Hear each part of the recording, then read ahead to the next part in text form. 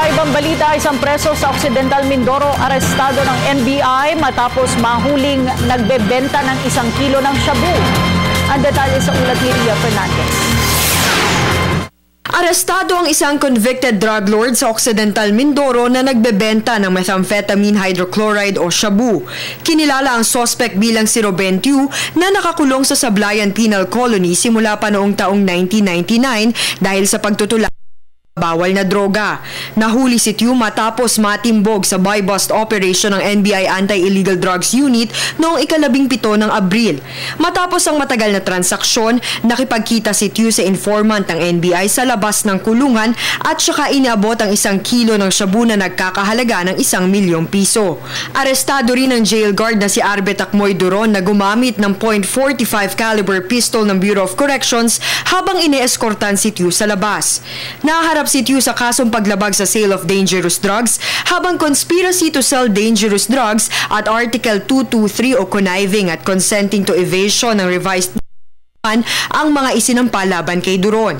Aminado ang hepe ng NBI-AIDU na si Attorney Joel Tuvera na hindi naging madali ang kanilang pagtugis kay Tiu na kanyang inilarawan na madulas at magulang. Early this year, transact na naman itong si Ruben Tiu sa isang informant natin. At kahit walang pera yung ating informant, sinabi niya na kahit sasakyan, pwede kong palitan ng shabu.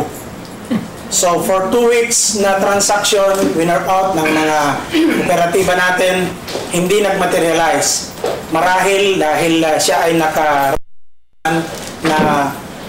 huhulihin siya ng mga operatiba. Tinututukan ngayon ng NBI kung saan nanggaling ang ibinentang ipinagbabawal na droga ni Tiu. Gayon din iniimbestigahan din ng ahensya ang puting Toyota Innova na nakamanman sa di kalayuan habang siya'y nakikipagtransaksyon sa informant ng NBI. Kutob ni NBI Director Virgilio Mendez, mayroong kasabwat ng mga opisyal mula sa Bucor na nagbibigay proteksyon at permiso sa mga preso na gumawa ng iligal na gawain gaya ng kay Tiu. My instruction for the team is to pursue this case to gather evidence to pin down those officials who could have a hand or who could have provided protection in this kind of operation that is happening right under their nose.